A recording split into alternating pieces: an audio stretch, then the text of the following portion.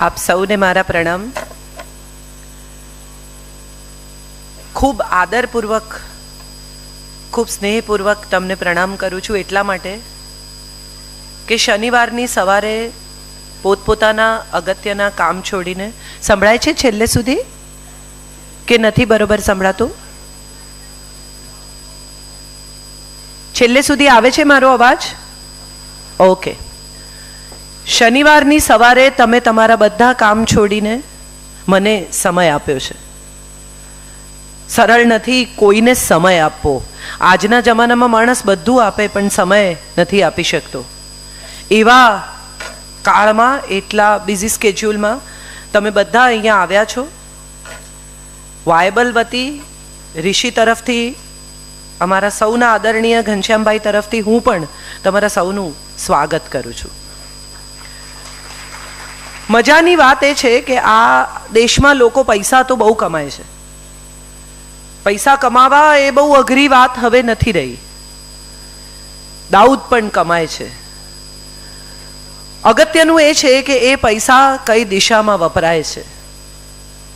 ધન અને લક્ષ્મી વચ્ચે ફેર જ સાચું પૂછો તો એ છે. કબાટમાં પડ્યું રે, વ્યાજે ફરે કે થપ્પીઓ થયા કરે એ ધન છે, પણ સાચા રસ્તે વપરાય, એનો સાચો ઉપયોગ થાય, સાચા લોકો સુધી એમનો હિસ્સો પહોંચાડવાનો પ્રયત્ન થાય, એ હું માનું છું લક્ષ્મી છે. અને આ એવો પરિવાર છે જેમને હું હવે એટલીસ્ટ 10-15 વર્ષથી તો ઋષિને ઓળખું જ છું. એ ડૉક્ટર ઋષિ પણ નહોતા ત્યારથી ઓળખું છું. અને હમણાં એમણે કહ્યું કે ડૉક્ટર જલ્પા, ત્યારે મેં જલ્પાને પણ કહ્યું, મેં કીધું તું ડૉક્ટર છે એ તો અમે બધા ભૂલી જ ગયા છીએ. માતૃત્વમાં એવી ઓતપ્રોત છે કે અમે બધા ભૂલી ગયા છીએ કે એની પાસે કોઈ પ્રોફેશન પણ છે. અને એની વચ્ચે આ પરિવાર સમાજ સેવા કરી રહ્યો છે. આ પરિવાર કેટલું બધું કામ કરી રહ્યો છે. અને ઋષિએ જ્યારે કહ્યું કે આવી રીતે દીકરીઓ વિશે વાત કરવાની છે, ત્યારે તારીખો ઉપર નીચે કરીને આવવાનું કારણ એ કે ઘણા સમયથી હું ભુજ નથી આવી. ભુજ સાથે મારા પોતાના ઇમોશનલ બોન્ડ છે. કીર્તિ કાકા અહીંયા હતા અને પહેલી વાર ભુજ આવી ત્યારથી મને કોઈકે કહેલું કે લોકો કચ્છમાં આવે પણ રડતા રડતા ને જાય પણ રડતા રડતા. કારણ કે આવે ત્યારે એમ લાગે કે આ ક્યાં ફસાયા, ને જતી વખતે એમ થાય કે આટલો પ્રેમ છોડીને જવાનું. એટલે હું માનું છું આ કચ્છ એક એવી ભૂમિ છે કે જ્યાં સ્નેહ, આદર, પ્રેમ, ભાષા બધું જ મળી રહે છે એક વ્યક્તિને. અને એનો આ નમૂનો છે આજની સવાર. તમે બધા અહીંયા હાજર છો એ મોટી વાત છે. સંસ્કૃતમાં એક શબ્દ છે શ્રેષ્ઠી. વેપારી નહીં, શ્રેષ્ઠી. શ્રેષ્ઠી શબ્દનો અર્થ છે જે સમાજનું શ્રેષ્ઠ કરે તે, કમાય તે નહીં. વ્યાપારી વ્યાપાર કરે, વૈશ્ય પૈસા કમાય, પણ શ્રેષ્ઠી એ છે કે જે સમાજનું કશું કલ્યાણ કરે, સમાજનું કશું કામ કરે. અને મેં જોયું છે કે ભુજ જે ઝડપથી બેઠું થયું એમાં આવા શ્રેષ્ઠીઓનું બહુ મોટું યોગદાન છે. એટલે તમે બધા અહીંયા હાજર છો ત્યારે મારે જે વાત શરૂ કરવાની છે એ વાતની પહેલાં થોડીક વાત એ કરવી છે કે આ દીકરીઓ જ્યારે ગુજરાતીમાં મારા કોટ્સ, મારા લખેલા, બોલેલા, કહેલા શબ્દો બોલી રહી હતી ત્યારે મને એકચ્યુઅલી આંખમાં પાણી આવી ગયા. એટલા માટે નહીં કે ઓ અચ્છા મેં આવું લખ્યું છે, પણ એટલા માટે કે એક આખી નવી પેઢી મારે વિશે કશુંક જાણે છે. એક આખી પેઢી એવી કે જેને ગુજરાતી ભાષામાં શું કામ થયું છે એની ઓળખ ક્યાંક ને ક્યાંક કોક રીતે આપી શકાય છે, આપી રહ્યા છીએ. આ એવા બાળકો છે કે જે તમને પૂછે કે 76 એટલે કેટલા, અને એના મા બાપ બહુ ગર્વથી કહે કે એને ગુજરાતી નથી આવડતું. દુઃખ થવું જોઈએ આપણને બધાને જો આપણા સંતાનોને ગુજરાતી ન આવડતું હોય તો. અંગ્રેજી નહીં આવડે ને તો ચાલશે, કારણ કે વહેલું મોડું શીખી લેશે. એ બોલચાલની ભાષા નથી, એ વ્યવહારની ભાષા છે. અને વ્યવહાર શીખશે એટલે અંગ્રેજી શીખ્યા વગર છૂટકો નથી. અહીંથી અમેરિકા ગયેલા અભણ આંટીઝ પણ અંગ્રેજીમાં કન્વર્સ કરતા થઈ જાય છે. અંગ્રેજી શીખવું એ કે બહુ અઘરી વાત નથી. હું ગાડી શીખતી હતી ને ત્યારે મારા ટ્યુટર હતા, એમને મેં કહ્યું, મેં કીધું મને નથી લાગતું કે મને ગાડી આવડે. હું રોજ સવારે ઉઠીને કંઈક ગડબડ કરું અને અઠવાડિયા પછી મેં એમને કહ્યું, મેં કીધું જવા દો, મને નથી શીખવી, મને નહીં આવડે. અને ત્યારે એમણે મને કહેલું કે રાજસ્થાનથી આવીને અભણ લોકો શીખી જાય છે. બેન, તમે તો ભણેલા છો, તમને ગાડી નહીં આવડે? અને આ વાત બહુ લોજિકલ છે. તમે વિચારો તો તમને સમજાય કે કેટલીક વસ્તુઓ માટે પ્રયાસ નથી કરવો પડતો, એ અનાયાસ આવતી હોય છે.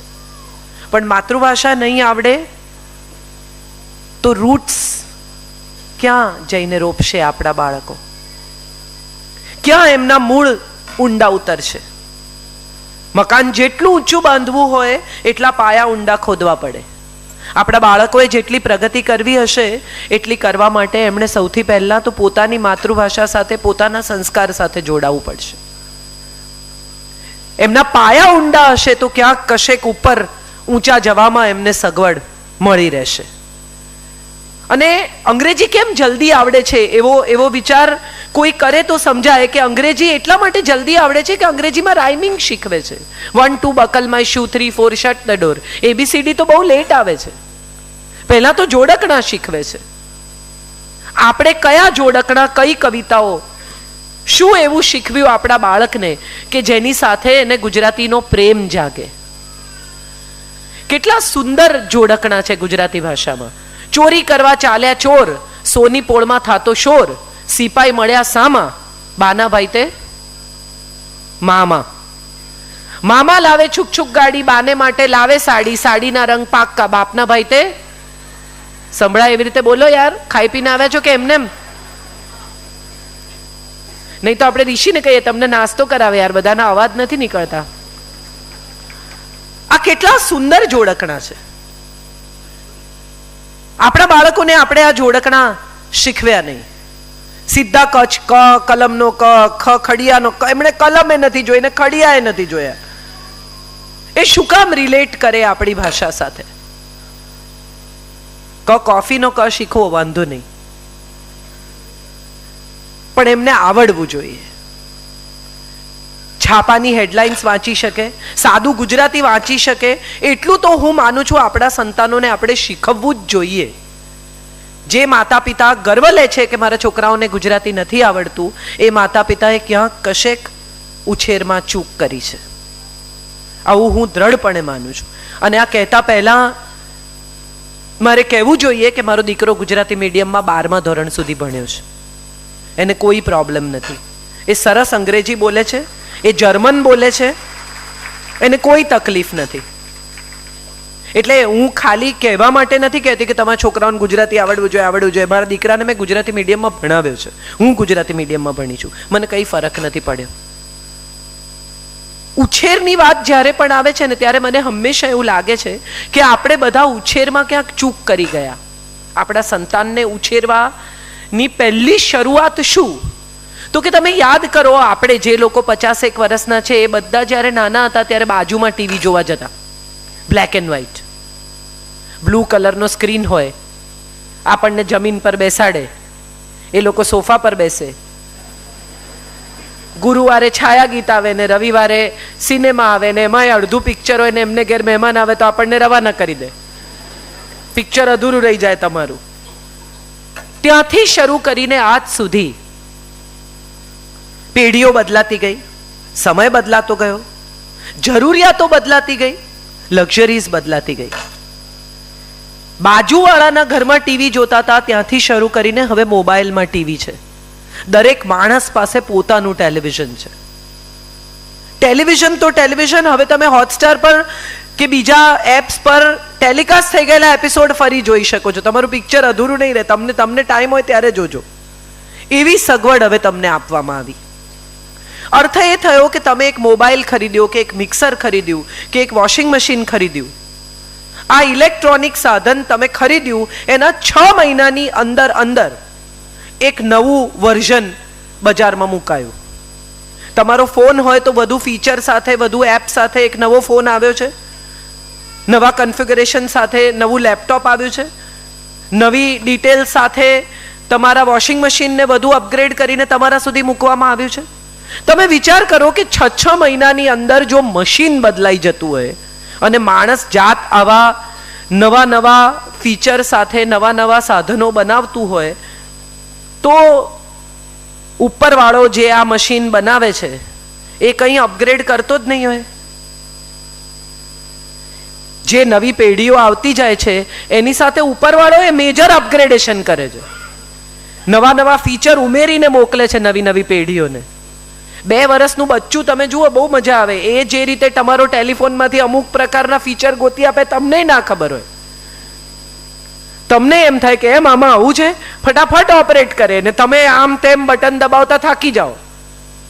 કેટલા બધા મા બાપને મેં જોયા છે કે એના છોકરાને તતડાવે ને ત્યારે એવું કહે કે હું તારી માં છું, હું કહું એમ કર, અને પછી 5 જ મિનિટમાં જવું પડે બાળક પાસે કે ફોન બંધ થઈ ગયો છે, અથવા આઈપેડ ચાલુ કરી આપ, અથવા આનું આમ કરી આપ.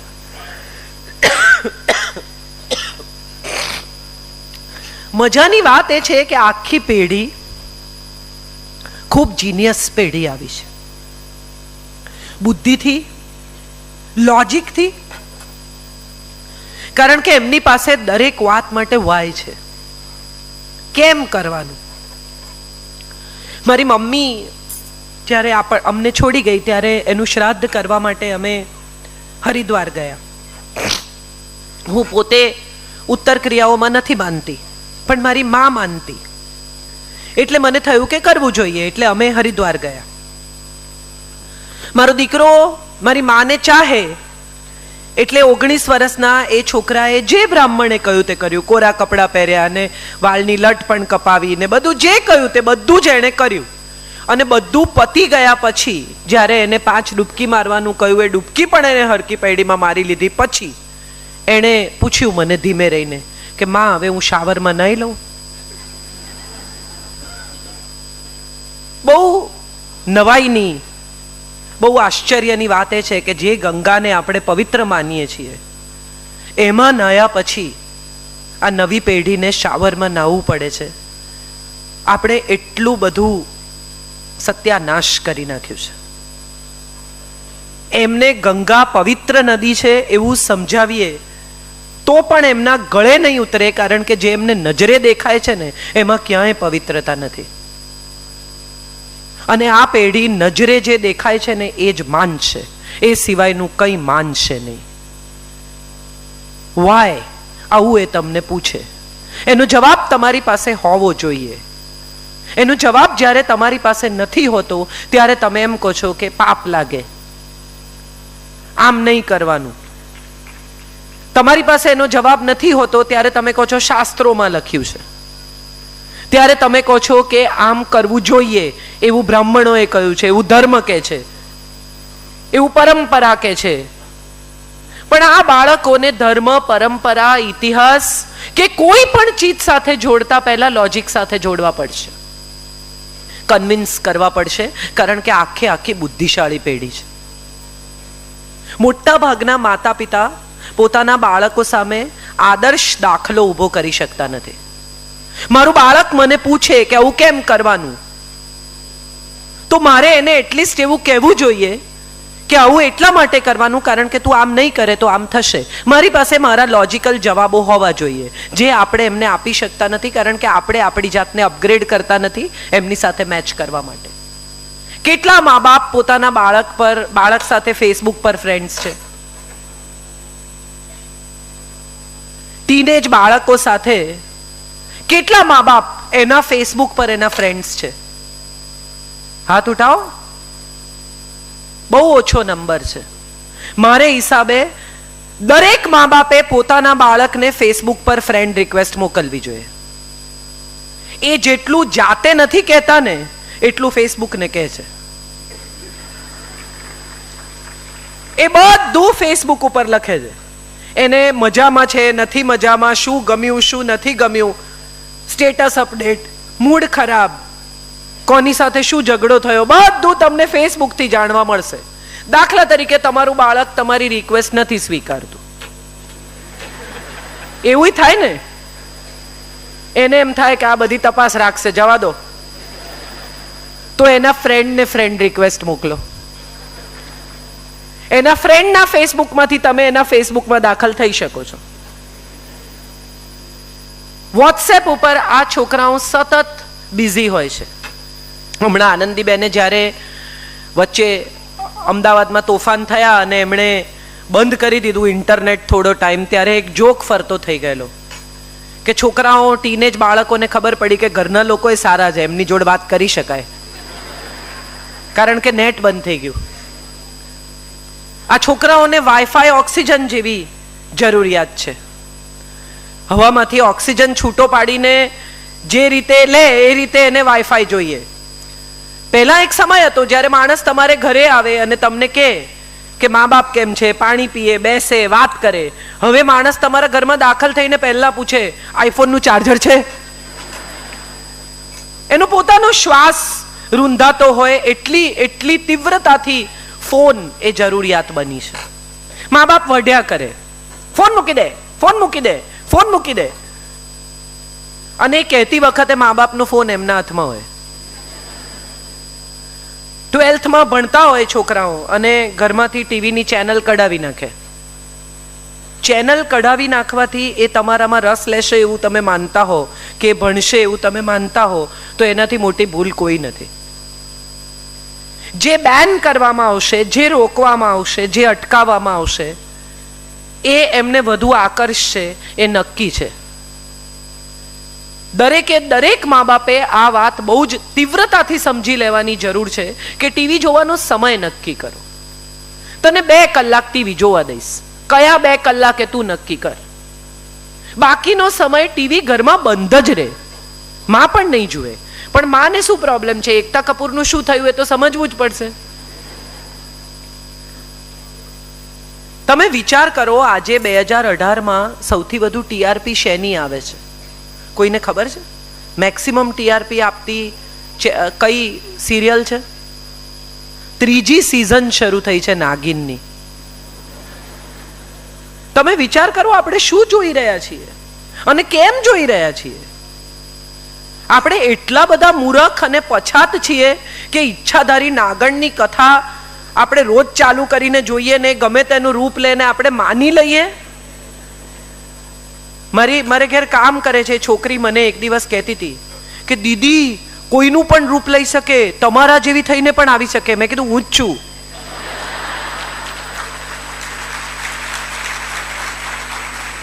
સવાલ એ છે કે આપણે અટકી નથી શકતા, અને જ્યારે આપણે અટકી નથી શકતા ત્યારે પછીની પેઢીને અટકાવવી. નો, ધેટ્સ ઓકે.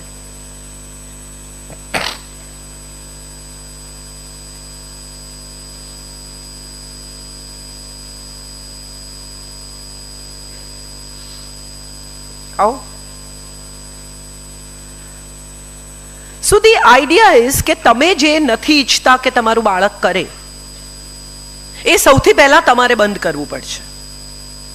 અમારા ઘરમાં એક એવો નિયમ છે કે જમવા બેસે ત્યારે એક બાસ્કેટ છે, એમાં બધાએ પોતપોતાના મોબાઈલ મૂકી દેવાના. હું પણ મૂકું છું. ગમે તેટલા અગત્યના ફોન હોય, 15 મિનિટ તો ફોનથી દૂર રહી જ શકાય છે. હમણાં હું નવરાત્રિના ઉપવાસને ચાળે ચડી છું, એટલે મને એમ લાગે કે ઓહો મારી જાત ઉપર કેટલો સંયમ ને હું કેટલા ઉપવાસ કરી શકું. એટલે મેં આપણા સૌના પ્રિય બાપુને કહ્યું, મેં કીધું બાપુ ઉપવાસ કરું છું. એટલે બાપુ હસીને મને કહે કે એમ થાય છે? મેં કીધું આહા, કે મારાથી નથી થતા. મેં કીધું ના મેં તો 9 દિવસ ઉપવાસ કર્યા અનાજ વગર. એટલે હસ્યા ને પછી મને કહે છે કે હવે થોડો વખત ડિજિટલ ઉપવાસ કરો. આ ડિજિટલ ઉપવાસ છે ને, એવું માનું છું માતા પિતાએ કરવા જોઈએ, એટલા માટે કે તમે બાળકને ડિનર પર, લંચ પર બહાર લઈ જાઓ છો, પછી તમે શું કરો છો? એના હાથમાં મેનુ કાર્ડ પકડાવો છો અને તમારા મોબાઈલમાંથી વોટ્સએપ સાફ કરો છો. ઓર્ડર કર. તમે બહાર એટલા માટે ગયા છો કે તમે તમારા બાળક સાથે વાત કરી શકો. કેટલા ઘરોમાં એવો નિયમ છે કે કમ્પલસરી અડધો કલાક પરિવાર એકબીજાની સાથે વાત કરે. દિવસમાં શું થયું, પિતાનું કામ શું ચાલે છે, બાળકો શું કરે છે. ઘણીવાર માતા પિતા એવું કહે કે અમારી જોડે બોલતા જ નથી. મારો એક ફ્રેન્ડ છે, એને મેં એકવાર પૂછેલું, મેં કીધું શું કરે છે તારો દીકરો? અક્ષત એનું નામ છે. તો મને કે કોઈ વાર બેડરૂમનું બારણું ખોલે પણ છે. એ તમારી સાથે વાત નથી કરતા. કેમ નથી કરતા એ વિશે તમે કોઈ દિવસ તપાસ કરવાનો પ્રયત્ન કર્યો? ટીનેજના બાળકો જ્યારે મોટા થતા જાય છે ત્યારે એમને લાગે છે કે મા બાપ અમારી વાત નહીં સમજી શકે.